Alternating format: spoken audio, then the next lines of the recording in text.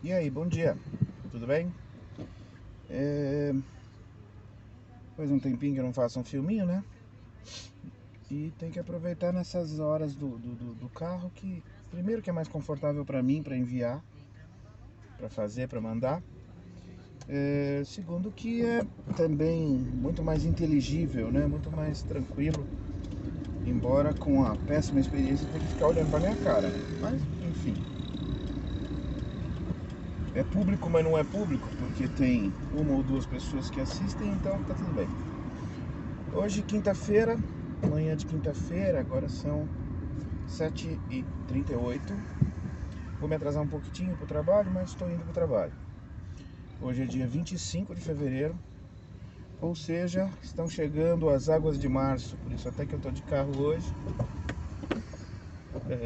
Já nós. Ai, ai, Brasil. Porque tá meio feinho, meio esquisito, não tá chovendo, mas tá tudo muito molhado. Ontem, ao invés de uma chuva de verão, chegou uma chuva fraca que ficou praticamente a noite inteira caindo. Uma quase garoa, um pouquinho mais forte que uma garoinha. Bom, minha vida tá tudo bem, os mesmos problemas de sempre. Não sou lotado de problemas e as mesmas coisas boas de sempre. Rodeado de pessoas que eu confio, que eu amo. Enfim, assim a gente segue, né? Hoje,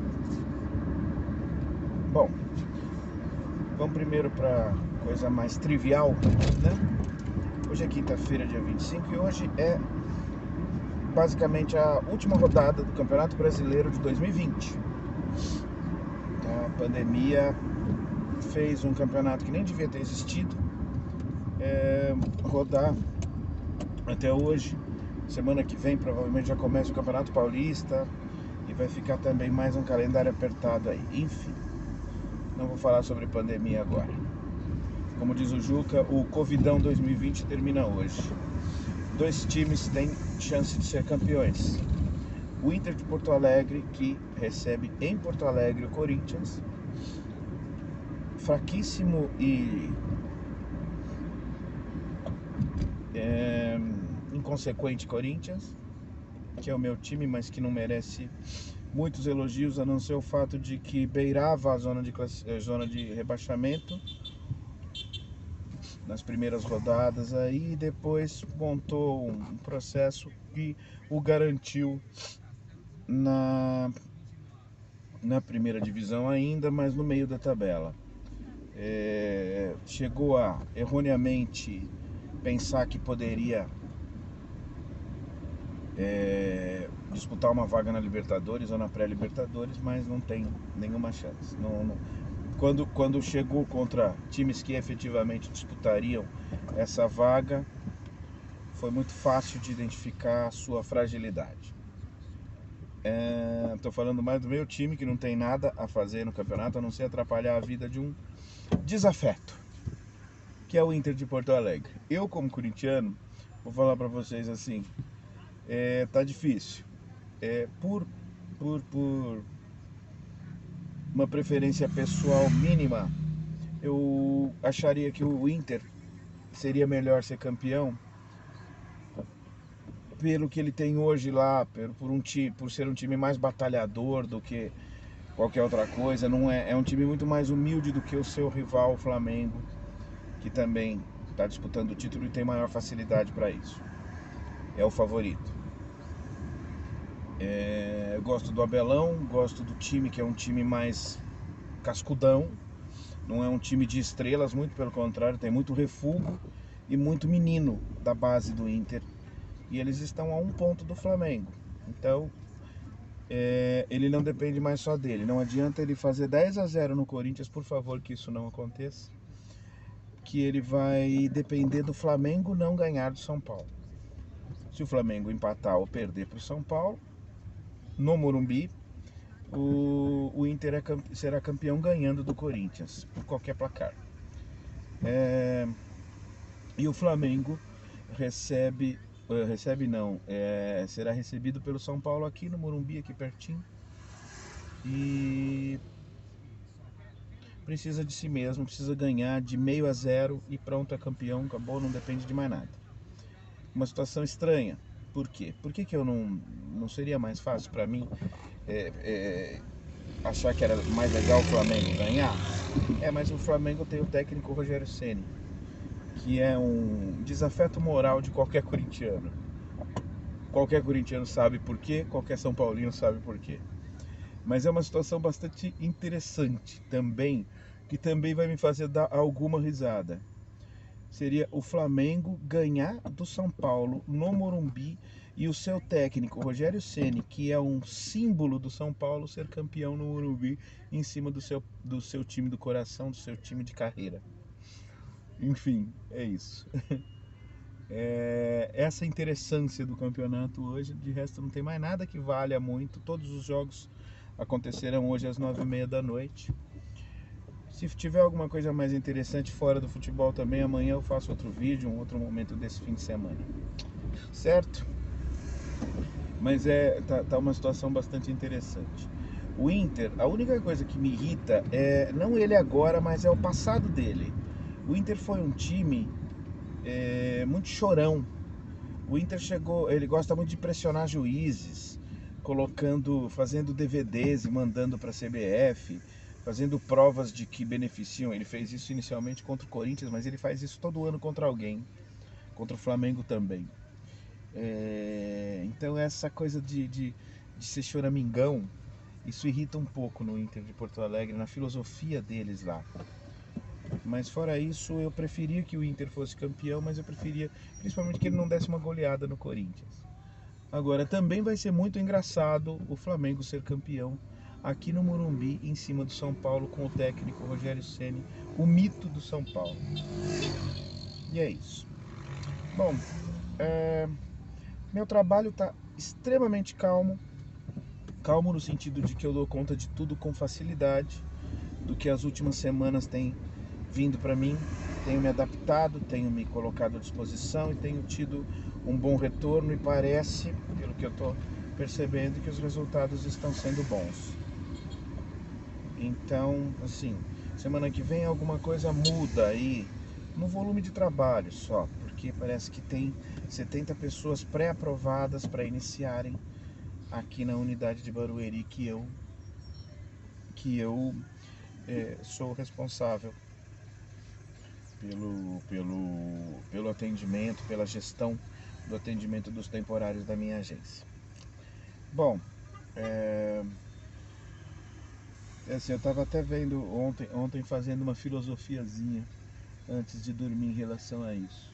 Eu entrei na empresa lá em julho e em uma semana eu quase perdi o emprego, não tendo uma leitura correta das pessoas, de mim mesmo, do meu lugar, dos cuidados que eu deveria ter. Eu fui imprudente comigo mesmo, não levei em consideração algumas coisas que eram possíveis de se levar em consideração, e eu quase perdi o emprego com uma semana de trabalho. Consegui reverter essa situação e durante boas semanas, para não dizer alguns meses, uns 2 meses mais ou menos, estive bastante inseguro, numa situação muito angustiante para mim, de não saber como é que estava sendo, se eu havia reconquistado alguma coisa. Depois de um tempo e de algumas conversas, percebi que eu fazia parte do grupo, que eu podia não fazer grandes planos, porque, como eu falo, meu trabalho lá é um dia pelo outro, né? Como não há o tipo de contrato, ele me paga todos os direitos trabalhistas todos os meses. Por isso que ele é interessante para mim, porque o salário em si não seria interessante para mim. Mas como é o que tem, é ele que a gente vai usar. E então eu fui tranquilamente de julho até novembro. Só que chegou no finzinho de outubro, as coisas começaram a mudar, a estrutura começou a mudar, e a gente foi perdendo, pela característica do galpão que eu estava prestando serviço lá, a gente foi perdendo pessoas, porque é natural na época do ano a diminuição de fluxo mesmo, e acabou que no final de novembro eu fui para Louveira. E aí começou toda essa época de muito cansaço, de algum relativo estresse, de uma atividade diária bastante estressante pelo ambiente, porque é uma produção extremamente barulhenta, com música muito alta e muito ruim, em sua maioria, na maioria das vezes. E foram esses 2 meses também, novembro inteiro, dezembro, não, 3 meses, né? Novembro inteiro, dezembro inteiro e janeiro inteiro. No início agora de fevereiro, ou seja, está fazendo um mês agora, foi que apareceu essa oportunidade de eu vir aqui para a mesma empresa, mas de Barueri, e começar a acertar as coisas, coisa que eu tenho conseguido fazer. Então essa é uma terceira fase. Financeiramente é uma perda bem grande, porque eu perco o adicional noturno. E há um ganho nisso aí, que meu custo de deslocamento, principalmente, e de manutenção dos meus veículos por conta do deslocamento, esse custo é menor, é bem menor. Então a chance dos meus veículos quebrarem, alguma coisa acontecer, também é muito menor. Então há essa contrapartida, mas claro que ela não cobre nem metade da perda que eu tenho por conta do adicional noturno. Eu vou ter muito pouquinho adicional noturno, vou ter só as 2 horas das sextas-feiras, e eu vou ter feito 3 sextas-feiras só. Amanhã será a última do mês. Segunda-feira já estaremos em fevereiro, em março, e é assustador. E aí para mim vai me lembrar no dia 15 de março, exatamente no aniversário do meu irmão, que do ano passado foi o último dia sem pandemia, o último dia normal. Foi até um dia bastante marcante, porque o Márcio estava no Brasil. A gente fez um churrasquinho para ele. Olha, tudo seco aqui. A gente fez um churrasquinho para ele. E foi um domingo normal, mais do que normal, porque era a comemoração do aniversário dele. Foi um domingo gostoso, tranquilo, e onde a gente se abraçou, onde a gente esteve reunido normalmente, porque na segunda-feira, dia 16, a pandemia começou. O lockdown começou, e isso que nós vivemos, que hoje é um pouco menos duro do que foi naquele começo, nesse momento, cara, é um momento que me dá uma dor no coração. Eu travei aqui o que eu tô falando. Eu tô vendo a estátua da Havan, a estátua da liberdade, que este empresário pilantra, idiota e negacionista, bolsonarista, e na verdade ele é apenas e tão somente um negociante. Aqui, eu acabei de passar por ela, não quero filmar. É o que me lembra que pessoas medíocres, pilantras e cafajestes me dão tristeza ao vê-las crescendo financeiramente, porque o poder delas vai aumentando. Mas enfim, faz parte, é esse momento que a gente vive. Daqui a pouco eu volto. Então é isso. Nossa, estranho. Esse pedaço que eu tô, que é a Marginal da Castelo, que é o finzinho da Castelo para entrar na Marginal Tietê, é um pedaço que geralmente é muito feio, muito chato, e tá muito tranquilo hoje. Grata surpresa. Achei que demoraria mais. Bom, se eu achar que tem mais coisa para fazer, para comentar, a volta é um pouco mais longa. Quem sabe eu não faço um vídeo um pouco melhor e jogo esse fora. E tá chegando o aniversário da pandemia, dessa coisa que a gente nunca viu, que a minha geração não viu, nem a geração anterior, e que ainda causa estragos enormes no mundo e nesse país principalmente, porque no pior momento possível nós tivemos o pior presidente que a gente poderia ter, o pior, que não é um cara, na minha opinião, capaz de ser síndico de um prédio de 3 andares e 6 apartamentos. Mas enfim, é nisso que nós estamos, é nesse momento, e é isso que a gente tem que fazer. O que eu faço, como eu falei ontem com meu irmão, é me manter antenado no que essas pessoas acham, porque elas estão comandando, porque essa mentalidade é quem está comandando o país. Entender, engolir meu nojo, meu asco, minha tristeza por tamanha ignorância que move tudo isso, tamanha desumanidade, tamanha falta de caráter mínimo, enfim.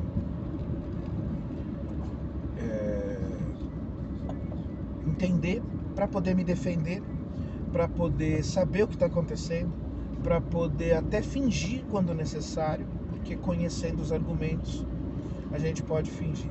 É isso, cara, é isso. Não se preocupe. Se necessário, eu me declaro bolsominion, porque é bastante assustador a forma como essa filosofia tomou conta do nosso país. Esse simplismo e essa desumanidade básica tomou conta do nosso país. Enfim, vamos torcer para que o mal seja menor, embora não haja mal menor do que quem a gente colocou, e vai ser bem difícil tirá-los sem arranhões, sem machucados, sem hematomas.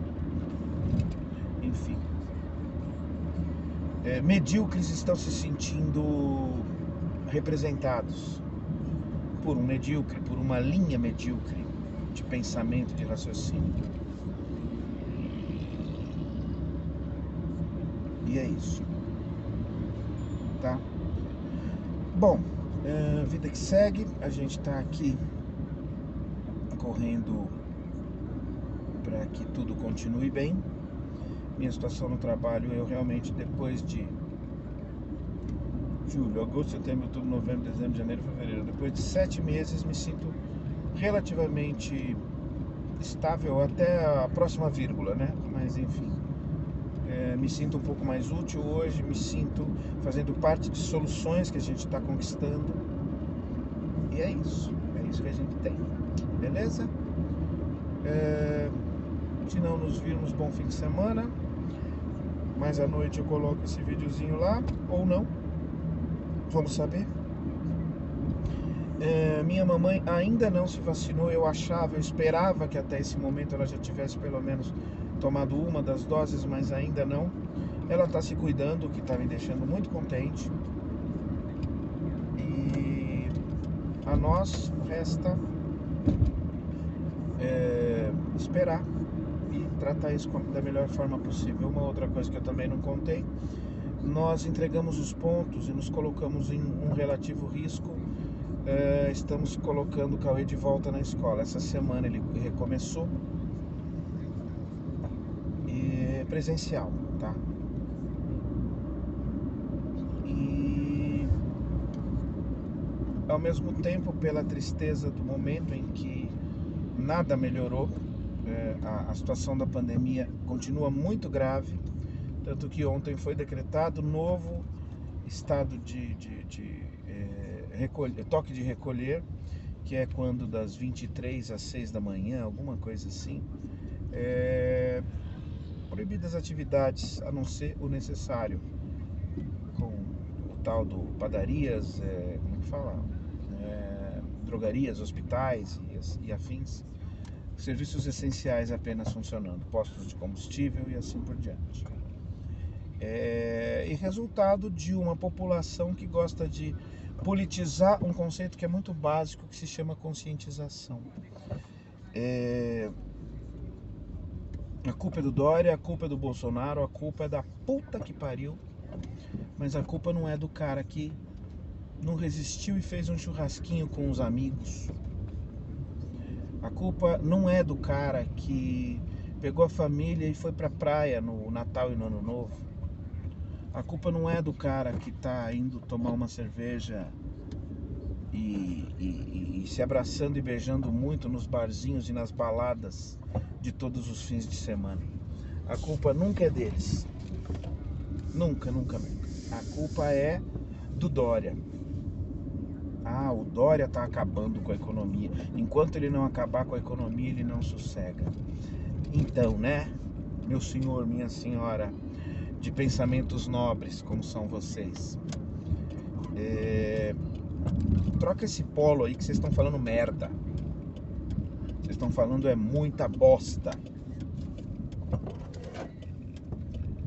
E, enfim, enquanto não chega pra nós, então aquela perspectiva inicial de que eu tomaria a primeira dose lá pra junho, ela cai completamente por terra, e a gente, enfim, temos conseguido fazer alguns passeios, eu e a minha família, e é uma coisa muito legal que eu estava pensando nisso. Agora domingo a gente fez mais um passeio no Parque Semucan e eu pensei sobre isso. Nossa, que bom que eu tenho essa família maravilhosa, que bom que nós somos uma família saudável, que bom que principalmente é uma mentalidade que eu vejo muito clara em muita gente. Que bom que eu não odeio a minha mulher, que eu não odeio a minha família, que bom que eu não me sinto mal por ter que ficar com a minha família, porque essa pandemia está passando em muitos momentos extremamente agradáveis, porque nós nos amamos, nós nos entendemos, nós nos ajudamos, nós nos orientamos juntos. Então é isso. Eu continuo falando a mesma coisa. Nas perspectivas, principalmente econômicas, que nada vai acontecer, não adianta, eles não sabem fazer.